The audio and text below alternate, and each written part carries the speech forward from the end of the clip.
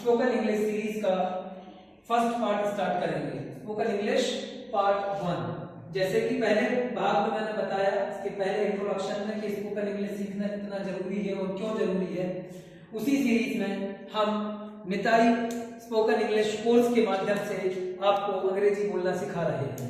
इस पार्ट में आप सीखेंगे बिल्कुल बेसिक्स से इंग्लिश अल्फाबेट। इंग्लिश अल्फाबेट क्या है and pronunciation of English language, अंग्रेजी भाषा का उच्चारण कैसे किया जाता है और अंग्रेजी में अल्फाबेट ABCD कैसे सीखी जाती है, किस प्रकार से उसको लिखा जाता है। जो हमारी बुक है उस बुक में आपको पूरा डिटेल्ड इंफॉर्मेशन मिलेगा। तो जैसे कि हम जानते हैं कि इंग्लिश में जो टाइप्स ऑफ लेटर है, कैपिटल लेटर्स होते हैं, स्मॉल लेटर होते हैं और कर्सिव लेटर होते हैं। 3 प्रकार के लेटर होते हैं। जैसे हिंदी भाषा में सभी को पता है कि वर्ण अक्षर हम बोलते हैं अल्फाबेट को। ऐसे 52 वर्ण अक्षर होते हैं जिनमें स्वर भी होते हैं और व्यंजन भी होते हैं। ऐसे ही अंग्रेजी में 26 अल्फाबेट होते हैं, यानी कि 26 वर्ण अक्षर होते हैं जिन्हें हम बोलते हैं ABCDEFGHIJKLMNOPQRST।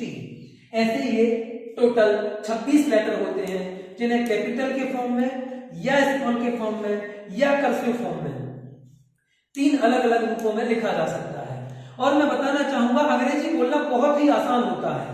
हम चूंकि इसको उपयोग में नहीं लाते हैं इसलिए इतना कठिन लगता है। अगर मैं अपनी खुद की बात करूं, मैं खुद कक्षा 12वीं तक हिंदी मीडियम विद्यालय में पढ़ा और उसके बाद आज अंग्रेजी ऐसी आती है कि चाहे कहीं भी किसी से भी बात करना हो, चाहे कोई किसी भी कंट्री का व्यक्ति हो, उससे अंग्रेजी में बात करने में और उसकी भाषा समझने में कोई दिक्कत नहीं होती। अंग्रेजी भाषा बड़ी ही आसान है। Spoken English is very easy and can be understood and read by anybody in the world. So here we will learn capital letters, small letter, cursive letters and vowels and consonant. इसी के साथ साथ 4 लाइनों में लिखने का तरीका। अब अंग्रेजी में हम देखते हैं अक्सर 4 लाइन की कॉपी हमें मिलती है, उससे हम लिखना सीखते हैं ताकि एक हैबिट पड़ जाए।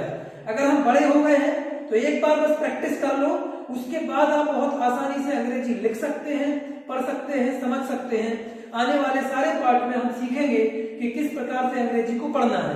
तो मैं ये मान के चल रहा हूं कि अंग्रेजी के लेटर्स आपसे बन जाएंगे। अगर नहीं भी बनते हैं तो सेपरेट कॉपी लीजिए, किताब लीजिए, पहाड़ा लीजिए या कोई भी अंग्रेजी सीखने की किताब, या फिर हमारी ये निताई स्पोकन इंग्लिश कोर्स जिसके माध्यम से मैं आपको यहाँ सिखा रहा हूँ, इसमें बहुत ही बेस्ट तरीके से दिया है।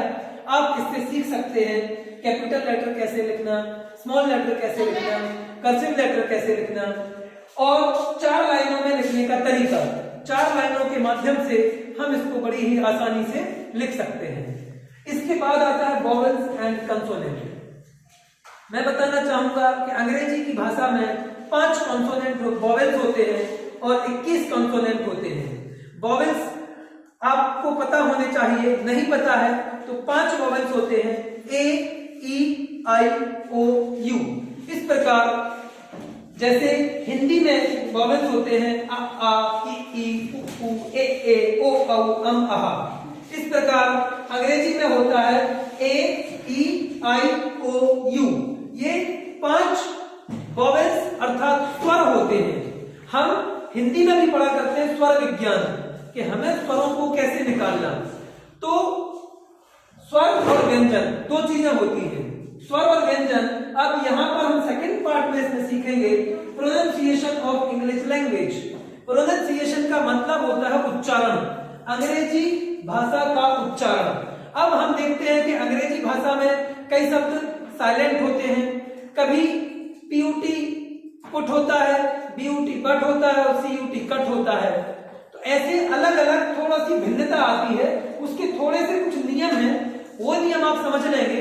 तो कई लोग बोलते हैं अंग्रेजी भाषा का कोई ठिकाने नहीं, कभी किसी भी चीज को कुछ भी बोल देते हैं।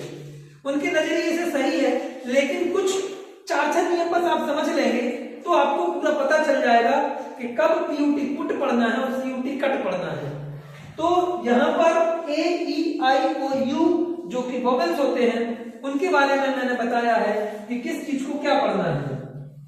ए को हम बड़ा आ भी पढ़ते हैं, ओ भी पढ़ते हैं, ए भी पढ़ते हैं, एड़ी का ए भी पढ़ते हैं और ए भी पढ़ते हैं।